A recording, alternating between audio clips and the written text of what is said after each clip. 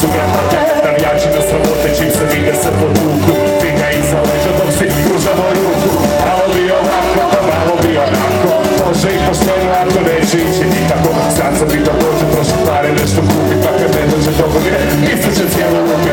Benzića je previše, a proračun je glova. Pite bilo koga u benziju više odmah. Da može nešto skulja, da komisija to potpiše iz firme bi odmah. Pojmo je kurac više, prodali bi sve, a da ostane naše.